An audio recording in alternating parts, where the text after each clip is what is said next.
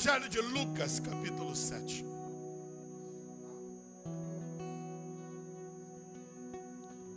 Evangelho de Lucas, capítulo 7. Nós vamos estar analisando até o versículo 10. Mas nós vamos ler agora o versículo 1 e 2. Que diz assim: e depois de concluir todos esses discursos perante o povo, entrou em Cafarnaum. E o servo de um certo centurião, a quem muito estimava, estava doente, quase morrendo. Podeis assentar, queridos. Eu creio que Deus tem uma palavra para o teu coração, para a tua vida. Todas as vezes que nós nos reunimos como igreja, irmãos, que temos a oportunidade de cultuar ao Senhor, de adorar a Ele, Deus sempre tem algo para ministrar aos seus filhos. A questão é que muitas das vezes estamos desapercebidos. Quando Jesus ele pregou e anunciou falando acerca da parábola do semeador, ele falou sobre a semente que caía à beira do caminho. Ele prega ali aquele sermão do monte, instruindo as multidões que estavam de junto dele. Mas uma coisa que Deus me fez entender aqui, quando Lucas ele faz essa descrição, essa narrativa, ele está dizendo, e depois de concluir. Amados, eu aprendo que sempre deve ter um depois, porque a vida é uma continuidade. Jesus ele nunca paralisou o seu ministério, o seu dia, apenas com um ato de cura, um ato de ministração. Sempre tem um depois, um posterior. Após ele ter concluído o sermão, concluído os discursos, a Bíblia fala, depois ele vai para Cafarnaum. Sabe o que eu quero vos falar hoje? Infelizmente, existem muitos crentes que estão vivendo como verdadeiros museus. Sabe por quê? Porque falta o depois. Principalmente os crentes que eu vejo encontro aqui na Europa, irmãos. Eu digo não só Portugal, mas nos países por onde passei, os irmãos que tive contato. Infelizmente, ouço dessa forma, olha, eu preguei, eu cantei, eu evangelizei, eu jejuei, eu fui para o monte, eu expulsei demônios, eu vi Jesus curar, E a minha pergunta é, e o depois? E o depois disso? Morreu? Acabou? Deus tirou férias? Ou você que tirou férias de Deus? Ou você que abandonou o propósito?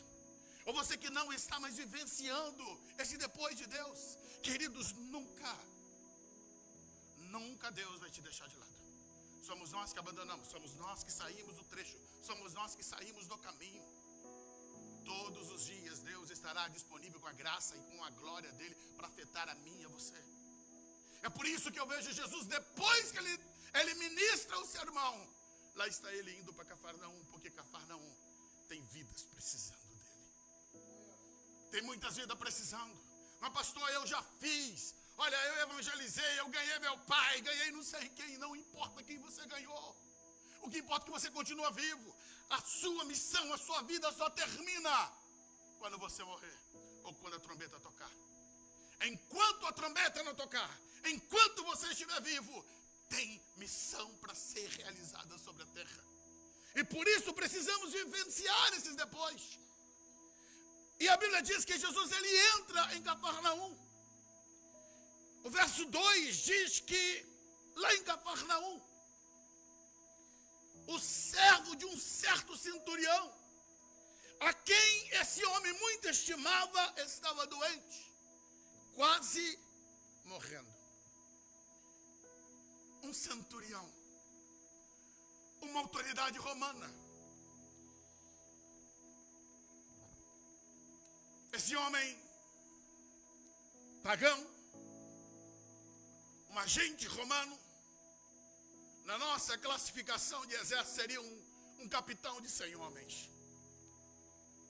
Dentro da hierarquia romana, ele era uma sexta patente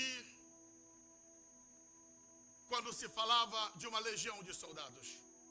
Esse homem era uma autoridade, destacado para desenvolver o seu trabalho ali na cidade de Cafarnaum. Designado com autoridade imperial. Estava ele ali para pôr ordem nas coisas, para preservar ali o status de Império Romano. E esse homem que para ali se deslocou, esse homem que tinha autoridade romana, ele traz consigo suas crenças, ele traz consigo os seus ideais, suas filosofias de vida. E quando ele vai conviver em Cafarnaum, ele sofre um certo impacto. Por quê? Porque ele vai conviver com um povo que é monoteísta, que nada tem a ver com o politeísmo romano, com o politeísmo da Grécia. O mundo greco-romano era tomado por muitas lendas, era tomada pelas mitologias, e diversos deuses eram associados a cada uma faixa etária de vida. Queridos, esse homem tem um impacto ao perceber que o povo judaico só tinha um Deus. E o Deus deles, era um Deus invisível, não palpável, não visual. Não havia nenhuma imagem dele. E essa convivência deste homem ali naquele núcleo de Cafarnaum leva ele a ter uma paixão pelo povo judeu. E eu confesso, irmãos, que enquanto eu estava essa semana a meditar sobre o estado e situação desse centurião, que a Bíblia não fala o nome dele, a Judeia, qualquer livro histórico que você retratar sobre a Judeia, a Judeia para o Império Romano era um barril de pólvora, um antro de confusão, de problema, de conflitos. Tanto é que isso vai culminar no ano 70, com a grande revolta que começa em 68, que vai haver a destruição plena, total e absoluta de Jerusalém. Mas os judeus sempre se levantaram em revoluções. Tinha vários partidos políticos que arranjavam conflitos religiosos, e Roma estava sempre ali tentando apaziguar, apagar fogo. Nenhum soldado romano tinha nenhum prazer de ir para aquela área tão conturbada. Era uma verdadeira faixa de Gaza aquilo. Mas aquele homem, ele consegue amar a nação judaica. Diz o verso 5 do capítulo 7 de Lucas, que ele amava a nação de Israel, e ele mesmo edificou a grande sinagoga de Cafarnaum. Arqueólogos desses tempos agora presentes, em meio às suas escavações, encontraram uma grande sinagoga em Cafarnaum. Não sabemos se reporta a essa mesmo, mas fala de uma sinagoga grande, muito bem edificada. E se partimos desse princípio, estamos falando aqui de um homem pagão que resolveu investir em uma fé que não era dele. Ele resolveu investir numa fé judaica, e ele vai construir a sinagoga dos judeus. Havia ali um alto custo financeiro que envolvia, mas ele é generoso. Ele é alguém que está disposto a cooperar com aquela fé. Aquela fé o atraiu. Mas uma coisa, queridos, me faz agora trazer uma reflexão para nós. Os judeus estavam debaixo do jugo romano. Roma mandava, comandava. Roma colocou eles em um período de vergonha, porque colocou no governo da sede dos judeus, lá em Jerusalém, um idumeu, Herodes.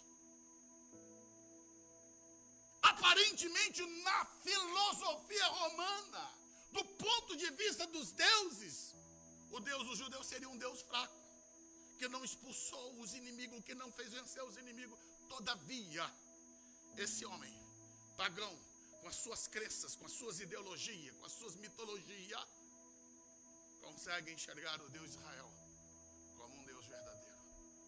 Por quê? Essa foi a pergunta que eu me fiz ainda hoje, quando eu estava passando a limpo as anotações que eu fiz durante a semana. Qual é a razão desse homem conseguir olhar para a fé judaica e ainda assim crer no Deus judeu? Diante de tudo aquilo que ele tinha, que ele possuía, e ele estava no status quo por cima. Ele está sendo um agente do império, e aqueles são súditos dele. Queridos, o que me faz aqui chamar a atenção é que o comportamento, apesar de fraco, débil dos judeus, ainda assim, eles conseguiram transmitir para aquele homem uma fé genuína em Deus. Ei, igreja, irmãos, qual é o seu testemunho por onde você tem passado? No seu trabalho, com seus superiores. Estamos convivendo aqui na Europa com pessoas que não conhecem Deus, que têm um entendimento diferente. Mas o que eles estão aprendendo com você? O que você transmite para eles acerca de fé? Porque os judeus conseguiram transmitir para esse centurião uma fé no Deus vivo e no Deus verdadeiro. É mentira quando se diz que para pregar o evangelho você precisa ter prosperidade. É mentira quando se diz que você tem que estar em uma posição social para mostrar. Não, queridos. O evangelho, ele veio para resolver uma questão eterna sua, que ninguém nessa terra pode resolver. Não importa quanto dinheiro o homem tem, se ele não se render a Cristo Jesus, ele não entra no céu. Ainda essa semana eu vi uma mulher, herdeira de uma grande fortuna, considerada a mulher mais rica do mundo. A sua riqueza estimada em mais de 500 bilhões de dólares. Está já passando os seus 70 anos de idade. E eu fico a pensar, meu Deus, é tanto dinheiro, é tanta riqueza. Mas se ela não se converter a Jesus, ela não vai entrar no céu.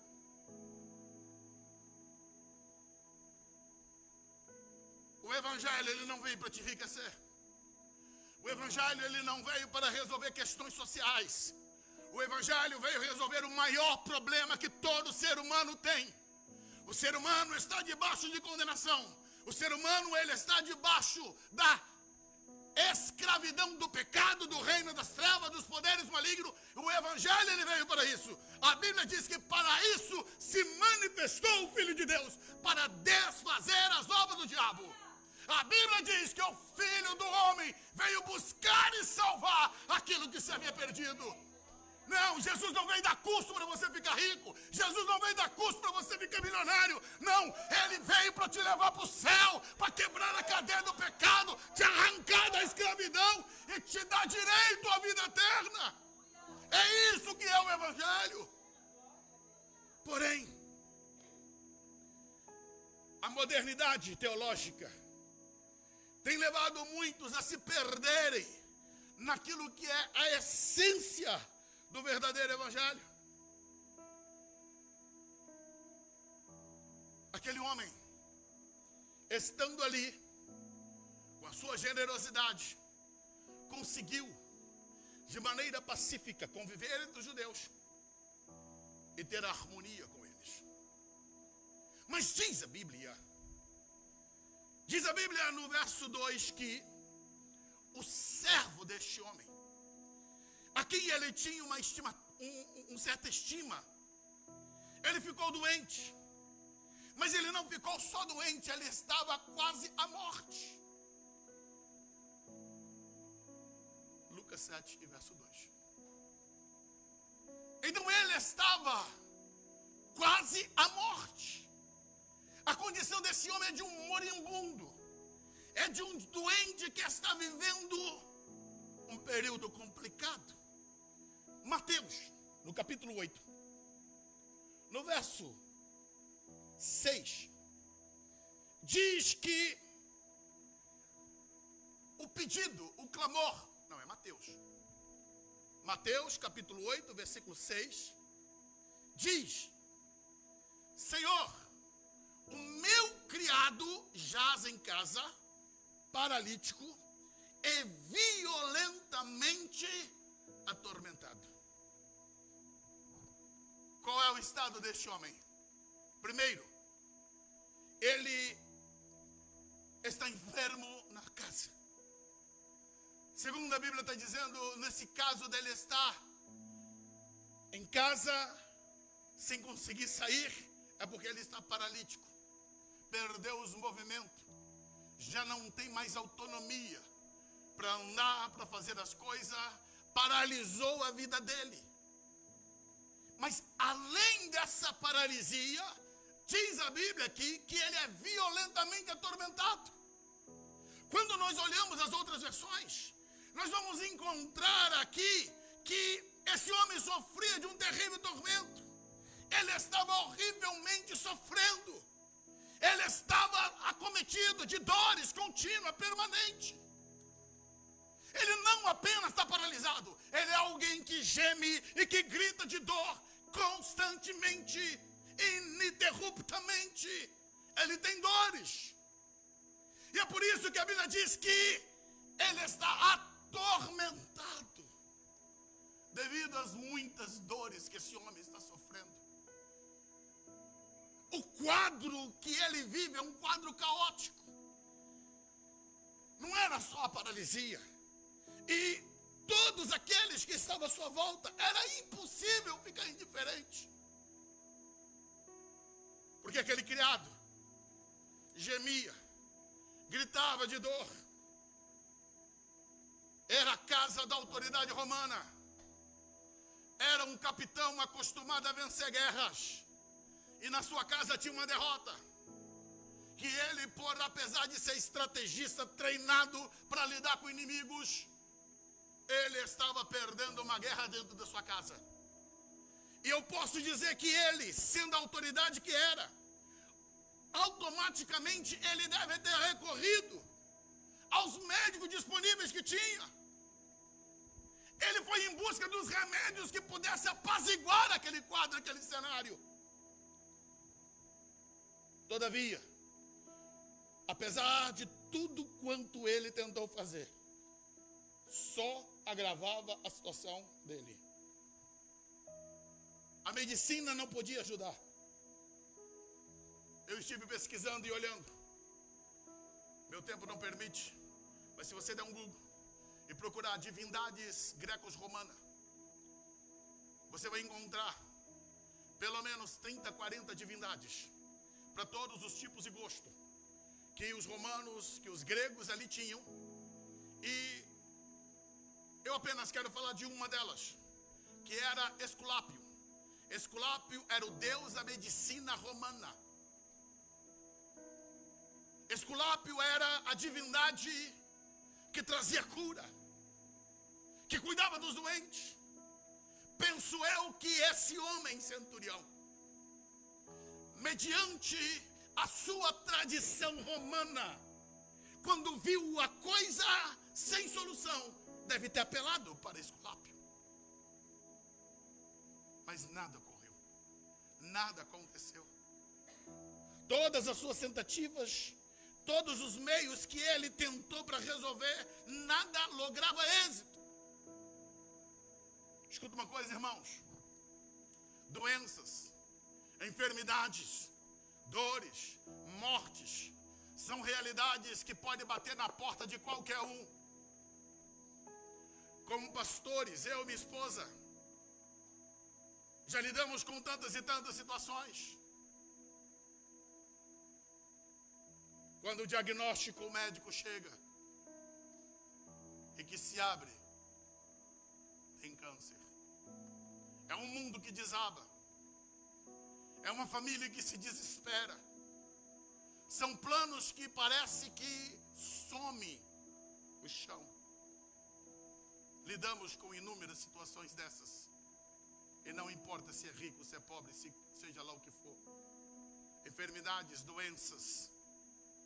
Essas coisas, quando chegam, traz profundas dores, dificuldades. E se olharmos a esse tempo, esse momento agora, quantas famílias, que estão se despedindo de entes queridos que a enfermidade venceu. Quantas igrejas que estão se despedindo dos seus membros, porque a morte levou, porque a enfermidade chegou e ela não foi vencida, ela venceu. Porque nós lidamos com realidades que vai além do prospecto físico.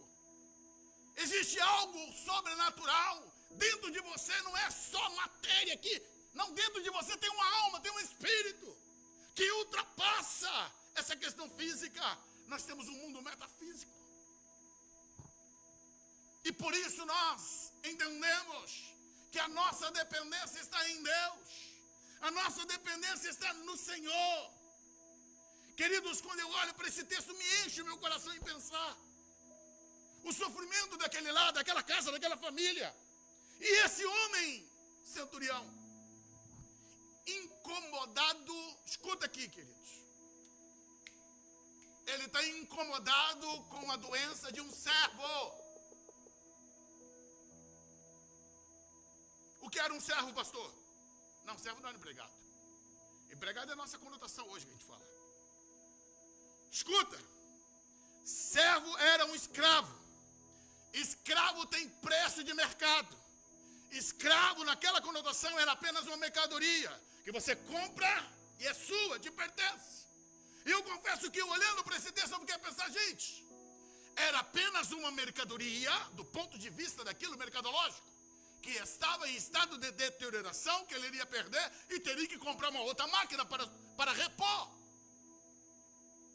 Todavia aquele homem, quando olhava para o seu criado, quando olhava para o seu servo, ele não via ele como uma mercadoria que ele adquiriu, ele via como alguém humano, que precisava de graça, de amor e de misericórdia. E é por isso que ele está tentando salvar aquele criado. Como é que você está olhando para a tua família? Como é que você está olhando para os teus irmãos? Infelizmente, irmãos, estamos vivendo o tempo do desamor, o desapego. Filhos já não amam mais seus pais. E é por isso que estamos assistindo de uma maneira assustadora filhos que matam seus pais por causa de herança. Dramaticamente assistimos pais que matam filhos para não pagar pensão. Pais que matam filhos para se vingarem um do outro. Perdeu-se o amor, a frieza. Talvez você vai dizer, mas pastor, isso não funciona para nós. Que é isso? Nós somos crentes, sim. Mas eu quero dizer para você, o que mata não é apenas um revólver, não é uma faca, mas o desprezo, a frieza de relacionamento, isso também mata. Quantas das vezes que a relação é tão fria entre os familiares? Eu te pergunto, a você que está aqui há tanto tempo, qual foi a última vez que você ligou para o teu pai, para tua mãe lá no Brasil? Qual foi a última vez que você falou com teus familiares? Eles morreram para você? Qual é a maneira como você se relaciona com aqueles que estão próximos de ti? A minha esposa chegou domingo passado. Não tinha possibilidade nenhuma de fazer a viagem, mas o seu pai está em estado de convalescença. É a hora que vai o amor e não o dinheiro e não o recurso. Mesmo sem recurso, fizeram a viagem para estar lá. Não sabemos quanto tempo de vida ele tem. E eu quero dizer para você, em nome de Jesus, aprenda a amar as pessoas por aquilo que elas são. Não pelo dinheiro, não por aquilo que elas te oferecem, não por aquilo que elas podem dar a você. Você não pode ter amizade desinteresseira. Você não pode ter amizade enquanto as pessoas têm algo para te oferecer. Não, querido. Ame elas porque são vida. Ame elas porque são pessoas que tem que ser amada, que tem que ser cuidada.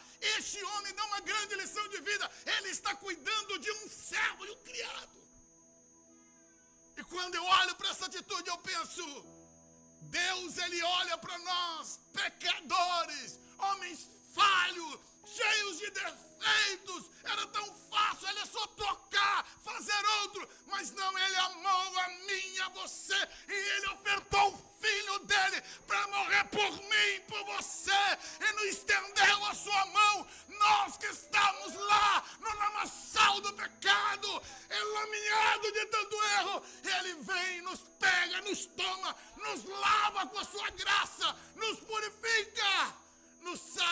cura e nos chama de filhos amados. Aquele criado nada tinha mais para oferecer para aquele centurião. Mas ainda assim, o centurião o amou. Mas o amor não é suficiente.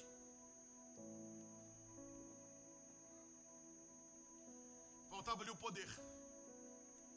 Ele tinha autoridade, mas ele não tinha poder sobre a doença, sobre a vida. E por isso o que ele vai fazer? Ele vai recorrer então ao poder. Voltando para o Evangelho de Lucas, no capítulo 7. No verso 3, diz a Bíblia que esse homem ouviu falar de Jesus. A Bíblia diz que a fé vem pelo ouvir. E eu fiquei a pensar, o que ele ouviu de Jesus? O que ele ouviu sobre o Senhor? Quais foram as coisas que adentraram no ouvido dele? Eu só sei que o que ele ouviu sobre Jesus fez com que nascesse nele uma esperança. Fez com que ele enxergasse uma luz no fim do túnel. Havia uma chance para aquele moribundo que estava na cama mudar o seu estado. E aí aquele homem, ele toma uma decisão. Ele decide agir para poder tentar salvar a vida daquele servo. E o verso 3 está dizendo que ele recorreu aos anciãos judaicos. Lembra que eu disse no começo da palavra que ele teve boa relação com os judeus. Ele construiu a sinagoga. E agora, por ele ter construído amigos, ele vai recorrer aos anciãos, que são os líderes daquela época. E ele vai até aqueles anciãos e reparte com eles a dor que ele estava passando. E diz para ele, olha, eu tenho um enfermo na minha casa. Eu tenho um doente lá que precisa de ajuda. E então ele faz um pedido inusitado para aqueles anciãos. Ele pede para que eles representem ele e peça a Jesus para ir na casa dele. Olha, eu fico a pensar, por quê? Ele está tentando ter um intermediário para falar com Jesus. Ele quer que alguém vai representar ele. Talvez, por ele ser um estrangeiro, um pagão, um romano, pensava ele, se um dos líderes dos judeus for falar com esse rabi, quem sabe então, ele vai atender. Ele vai ouvir. Queridos, entre o homem e Deus há uma grande barreira, há o pecado. E eu olho para esse homem, esse episódio da vida desse homem, e enxergo exatamente o que ocorre conosco hoje. As pessoas têm uma barreira entre elas e Deus. E por isso muitos acreditam que se elas pedirem a um santo, se elas pedirem a uma divindade que vai criar uma interligação entre elas e Deus, elas não têm o impacto que elas mesmo podem ir ao Senhor. Eu quero dizer para você que está aqui presente, aquele que assiste através das lives, as portas do céu estão abertas para qualquer homem e mulher, em qualquer lugar do mundo. Jesus, ele disse, eu sou o caminho, a verdade e a vida. Ninguém vem ao Pai a não ser por mim. Se você quer ir ao Pai, é só você ter um encontro com Jesus. Você não precisa de mais nada. Pastor, é simples demais. Sim, o Evangelho, ele é simples. Se encontrar com Deus é uma maneira simples. O ser humano é que complica as coisas. Mas adiantando com a palavra, esse homem, por não conhecer a graça e o amor de Jesus, a ternura com que ele tratava todos aqueles que pediam a sua ajuda, ele então envia esses homens. E quando os anciãos se encontram com Jesus, a Bíblia diz no verso 4, que chegando eles junto de Jesus, rogaram-lhe muito.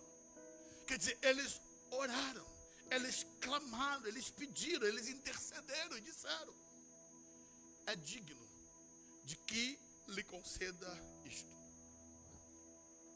Aqueles anciãos estão dando bom testemunho. Aqueles anciãos estão dizendo: olha, Jesus, esse homem ama a nossa nação. Jesus, esse homem, ele construiu a sinagoga. Ele é um homem bom, ele é um homem que tem cuidado de nós ali, tem nos protegido. E então eles fazem esse apelo, pedindo para que Jesus venha conceder àquele homem o milagre. O evangelista Mateus, no capítulo 8, no verso 6, como disse, Mateus, ele apresenta como se fosse o próprio centurião, mas ele está aqui representado. O meu criado, ele jaz em cama, violentamente atormentado, e Jesus lhe disse: eu irei e lhe darei saúde. Queridos, Deus não bate a porta para ninguém. É só se arrepender. Quantas pessoas que estão jogando fora as oportunidades? Quantas pessoas que erraram, pecaram? Alguns anos atrás, eu tive o desprazer de, estando aqui, ver um homem que eu conheci ainda quando o meu Rafael era pequeno. O Rafael tem 31 anos. Quando ele era pequeno, nós íamos lanchar na pizzaria deste homem. E durante alguns anos frequentamos ali.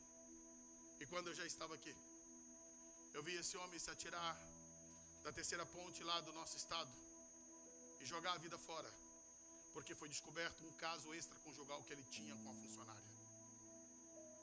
E eu confesso que isso chocou-nos, porque ele já era alguém com uma certa idade, construiu um patrimônio, trabalhou, lutou a vida inteira. Agora os filhos criados, já envelhecido, e jogou tudo fora por causa de um erro de vida. Queridos, eu quero dizer que há perdão em Cristo Jesus. Não importa o erro que se cometeu, claro, tem consequências, mas não vale a pena destruir a vida e perder a eternidade. É melhor encarar os problemas, pedir o perdão de Deus, encarar a vida, receba o perdão de Deus, receba a graça de Deus para reconstruir, tenha uma reconstrução em Deus. Não importa o que A, B, C, Deus vai falar, importa que você está preservando a tua eternidade. Em nome de Jesus, não joga a tua vida fora. Essa semana, um jovem de 31 anos, no ápice do seu sucesso, caiu do terceiro andar do hotel onde estava. E hoje eu vi a cena do pai dele lá, na varanda do hotel, olhando para baixo. E tudo que fica no meu coração, ele não caiu, ele pulou. A mídia diz que caiu. Mas quando você olha a cena, não. Sucesso, dinheiro, riqueza. Mas ainda assim desistiu de viver. Eu quero dizer para os irmãos, em nome de Jesus, tem céus abertos. As portas dos céus estão abertas. Deus, ele pega qualquer vida ali. Deus é especialista em consertar vidas humanas. Deus é especialista em pegar vidas quebradas, arrebentadas, destruídas. Não importa quanto errou. Não importa o que aconteceu. Deus coloca em ordem e reconstrói. No Velho Testamento tem um homem chamado Manassés, que nós poderíamos chamar, é o pior do pior dos piores. Quando você pensa num homem ruim, eleve isso ao quadrado, você vai dizer, é Manassés. Era o traste da vida. Só vou te dizer uma coisa, Manassés, segundo a tradição, foi ele que mandou cerrar Isaías no meio.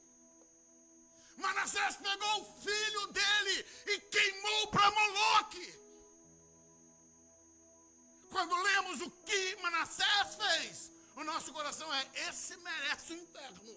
Mas Deus, na sua infinita graça, quando esse homem foi para o cativeiro, que ele lembrou do Deus do seu pai Ezequias, se arrependeu, a Bíblia diz que Deus perdoou esse homem, Deus regenerou esse homem, porque os céus estão abertos para aqueles que procuram a ajuda de Deus.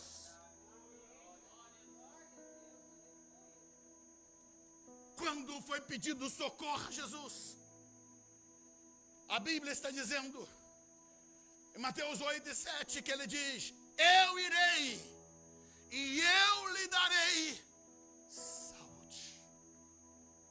Eu vou. Jesus não recusou o convite. Jesus, ele não negou o pedido de socorro. Queridos, eu fico a pensar que quando o pedido foi feito pelos anciãos, e estava ali aquela comitiva que foi enviada pelo centurião, e que Jesus disse assim: eu vou. Lembre-se, Jesus não está sozinho, Jesus tem uma multidão. E começa toda aquela turma caminhar para a casa do centurião, com certeza.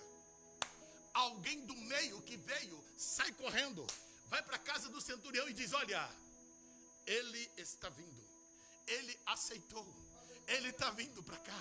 Aquela casa que tem grito, que tem dor, já cria uma expectativa. Jesus está chegando, Jesus está vindo. Eu quero dizer para você nessa noite, se você clama ao Senhor, eu quero dizer: Jesus está vindo. Ele ouviu o teu clamor, ele ouve o teu clamor, ele vem em direção ao seu povo. Ele se desloca para atender aqueles que clamam por ele. Mas a Bíblia diz que em meio a esse renovar de esperança, essa boa notícia que lá chegou, ele já estava perto da casa. Vamos voltar para o Evangelho de Lucas. Lucas 7, verso 6, diz que e foi Jesus com eles, mas quando já estava perto da casa, enviou-lhe o centurião uns amigos. É a segunda comitiva. A primeira comitiva é para pedir ajuda. Agora ele envia uma segunda comitiva, alguns amigos dele, dizendo: Senhor, não te incomodes, porque eu não sou digno de que entres debaixo do meu telhado. O homem que clamou e pediu a presença de Jesus, quando ele sabe que Jesus está chegando, seu coração dá um aperto, seu coração fica saltando pela boca, e ele diz: não, meu teto não é digno de receber ele, eu não sou digno de me encontrar com ele. Diz a Bíblia que esse homem então é tomado por um sentimento. Olha o verso 7. O verso 7 ele explica: por isso, nem ainda me julguei digno de ter contigo. Eu não me achei digno de me encontrar com o Senhor. Senhor, eu só quero te pedir uma coisa. Dize uma palavra que o meu criado vai se sarar. Senhor, eu não preciso nem da presença, só manda uma palavra. Envie uma palavra que eu creio que o meu servo vai ser curado. A postura desse homem é de respeito, é de humildade. Mas aqui meu tempo já vai correndo e eu quero fechar. Mas escuta uma coisa, rapidinho, bate aí para mim. Lucas capítulo 5, verso 8. A reação desse homem é igual a de Pedro. Quando Jesus fez a pesca milagrosa, onde os barcos foram tomados pelaquela multidão de peixes, Pedro então, ele se prostra e diz: Senhor, ausenta-te de mim, porque sou um homem pecador. Pedro, extasiado com o milagre, ele disse: Senhor, se afasta, eu sou pecador, não sou digno. Mas aí Jesus vai dizer para ele: vem, Pedro, eu vou fazer de você pescador de homem. Queridos, você não tem que se afastar de Deus, você não tem que se afastar do Senhor, não, pelo contrário, deixa Ele entrar na tua vida, tem encontro com Ele, porque o encontro com Ele não vai ser só uma palavra, você vai ter relacionamento, você vai poder tocar nele, Ele vai poder tocar em você, a sua vida vai ser impactada com a presença dEle. Diz a Bíblia que Jesus então, ele louva a atitude desse homem, ele diz que aquela ação dele foi algo pela qual nem em Israel ele havia encontrado. A atitude daquele homem era: Senhor, envia uma palavra. E ele diz: digo-vos que nem ainda em Israel eu tenho achado tanta fé. Qual era a fé daquele homem? Ele está dizendo: Senhor, eu também sou autoridade, eu estou debaixo de autoridade. Quando eu chamo e digo para um servo, vai, ele vem. Quando eu digo para um soldado, vai, ele vem. Quando eu dou uma ordem, eu sou obedecido. Então ele está dizendo: olha, eu sei o que é mandar e eu sei quando alguém me obedece. Ele está dizendo: o Senhor é aquele que comanda todas as coisas, E se o Senhor der ordem para a cura vai chegar na minha casa. E vai ser cumprido o teu propósito. Jesus, ele dá o brado, olha para a multidão e diz: nem em Israel eu encontrei tamanha fé. Ele está dizendo, nem no meio do povo judaico eu vi tanta fé como eu estou vendo nesse homem. Ei, queridos, Deus quer resgatar essa fé, esse compromisso seu com Ele. Você precisa entender quem é Deus, quem é o Senhor. Infelizmente nós estamos vivendo um tempo de desconhecimento de Deus. Infelizmente a nossa geração conhece pouco. A fé, ela é fraca, ela é débil. Um pagão estava dando aula em Israel. Agora, quando nós vamos olhar para a palavra, Mateus capítulo 8, e eu quero terminar com Mateus. Jesus, ele fala coisas fortes demais aqui. Ele diz no verso 11: mas eu vos digo que muitos virão do Oriente e Ocidente, assentar-se-ão à mesa com Abraão, Isaque e Jacó, no reino dos céus. Os filhos do reino serão lançados fora nas trevas exteriores, e ali haverá pranto e ranger de dente. Eu não estou induzindo o texto para falar novamente sobre a eternidade. É o texto que está aqui dizendo, queridos. Alguns dizem, mas pastor, toda pregação sua, o senhor vai falar de inferno. Não sou eu, é o texto que está mandando falar. Queridos, isso aqui que Jesus está falando para todos eles ali, aqueles que estavam à volta dele sabiam que Jesus está falando de um centurião, de um pagão, de um romano. E Jesus está dizendo, olha, volta 11. Muitos se levantarão, virão do Oriente e do Ocidente, vão se assentar com Abraão. Queridos, isso é forte, porque para judeu nenhum, isso aqui não cabe na cabeça de nenhum judeu. Como que um pagão vai sentar com Abraão, Isaque e Jacó? Jesus está dizendo, vai sentar à mesa. Os filhos do reino, os próprios judeus, vírgula 12, os próprios judeus que deveriam sentar ali, vão ser lançados fora, vão perder o espaço, e o pior, não é só perder o espaço, vão ser lançados onde vai haver pranto e ranger de dente. Eu paro aqui um pouquinho para terminar a palavra, mas eu quero que você agora responda para si mesmo. Se Jesus voltar agora, você senta na mesa ou você vai para o lugar de pranto e ranger de dente? Para onde você vai? Isso tem que mexer com você. Isso tem que mexer dentro de você. Não dá para você dormir tranquilo, ir para casa tranquilo e dizer que está tudo bem, se você não tem certeza se você senta na mesa ou se você vai ser lançado nas trevas exteriores, onde vai ter pranto e ranger de dente. Queridos, então, terminando a palavra, diz a Bíblia no verso 13: então disse Jesus ao centurião, vai, como creste te seja feito. E naquela mesma hora, seu criado foi sarado. Naquela mesma hora, aquele homem que estava na cama, com dores, ele sentiu um impacto. Eu não vou dizer energia, porque o esoterismo que diz isso, não é uma energia, é o poder que chegou nele, que impactou seu corpo, seus braços, suas pernas reagiram, e aquele homem fica em pé, e todos que estão à sua volta dizem, e sua dor? Ele diz, sumiu. E a sua dor? Desapareceu. Não está doendo não, eu já posso até correr. Jesus me curou, Jesus fez um milagre na minha casa, Jesus fez um milagre na minha vida. Onde havia o cheiro da morte, agora tem o cheiro da vida, porque uma palavra foi liberada. Se coloca de pé, ministério de louvor. Feche seus olhos.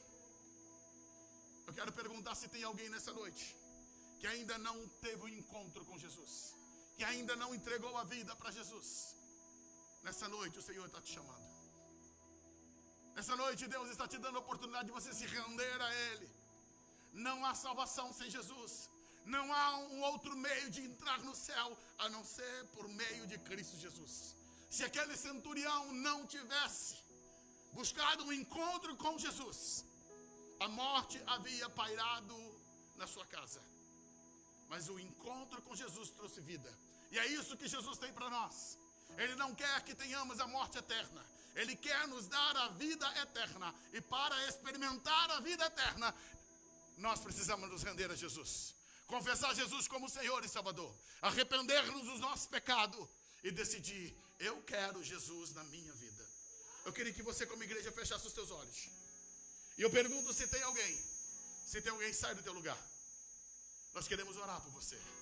Se tem alguém que ainda não entregou a vida para Cristo, hoje Jesus ele está te chamando para você mudar de vida. Meu microfone aumentou aí. Hoje Jesus está te chamando. Hoje Jesus está te convidando para você restaurar seu relacionamento com Ele. Sem Jesus não há salvação. Sem Jesus não há perdão. Sem Jesus não há mudança de vida. E é por isso que hoje Jesus está te chamando. Ele está te dando a oportunidade. Tem alguém? Não tem ninguém. Então permaneça com teus olhos fechados. Nós vamos orar ao Senhor agora. E por último, irmãos, algo que eu nem anotei aqui, mas eu queria dizer para você. Aquele homem perdeu uma grande oportunidade. Louvado seja Deus por tudo que ele experimentou. Mas a maior perda que o centurião teve. Pode abrir seus olhos, olha aqui para mim. É a última sentença que eu quero trazer. Qual foi a maior perda que esse homem teve? Ele teve um milagre da cura do seu servo. Mas ele perdeu a oportunidade de estar frente a frente com o Emanuel. Ele poderia ter o Emanuel dentro da sua casa. O Deus eterno, o Deus Emanuel entraria dentro da sua casa, como entrou na casa de Jairo. O Deus Emanuel poderia estar ali com ele, como Jesus teve um encontro com Nicodemos. Mas ele perdeu essa chance. E hoje Deus está nos dando a oportunidade. Você pode ter um encontro com o Senhor do Universo, aquele que governa tudo, aquele que tem o controle de tudo. É só você abrir o teu coração, que Ele ministra na tua alma, na tua vida, no teu ser. Pode louvar. A verdade é que existe um mistério aí dentro, uma força que excede o entendimento, a razão para ter chegado até aqui. Tem alguém que esteve do teu lado em toda a trajetória, alguém que conhece até o fim da história e te trouxe até aqui pra te dizer. Lembra quando estava por um fio pra desistir, e quando faltou isso aqui pra você cair, e mesmo assim você tentou mais uma vez. Era a mão de Deus segurando a sua mão pra não cair. Você não veio até aqui pra desistir, então não tem por que chorar, volte a sorrir. Era a mão de Deus e vai ser sempre assim. Eu quero perguntar: tem alguém que precisa de oração? Ao ouvir a palavra, você precisa renovar a tua fé. Nós vamos encerrar esse culto. Esse louvor vai cantar mais uma vez. Se você quer receber oração, vem aqui à frente, nós vamos orar com você e vamos encerrar. É que existe um mistério aí dentro, uma força que excede o entendimento, a razão para ter chegado até aqui. Eu te bendigo, Deus. Tem alguém que esteve do teu lado em toda a trajetória, alguém que conhece até o fim da história e te trouxe até aqui pra te dizer. Lembra quando estava por um fio pra desistir, e quando faltou isso aqui pra você cair, e mesmo assim você tentou mais uma vez. Era a mão de Deus segurando a sua mão pra não sair. Você não veio até aqui pra desistir, então não tem por que chorar, volte a sorrir. E passa lá em casa, Jesus. Vai na minha casa, Jesus. Cura minha família. vida, traz vida. Passa lá em casa, Jesus. Vai na minha casa, Jesus, e mexe na estrutura. A casa é tua, é tua. Passa lá em casa, Jesus. Toca, Jesus. Vai na minha casa. Cura minha família. Traz vida, traz vida, traz vida. Passa lá em casa, Jesus. Vai na minha casa, Jesus, e mexe na estrutura. A casa é tua, é tua. Passa lá em casa. Pode fazer morada. Passa lá em casa. Vai na minha casa e cura minha família. Traz vida, traz vida, traz vida. Passa lá em casa, Jesus. Vai na minha casa, Jesus, e mexe na estrutura. A casa é tua. Passa lá em casa. Te louvamos, ó Senhor. Pode fazer morada. Despeça o teu povo, Deus, debaixo da tua bênção.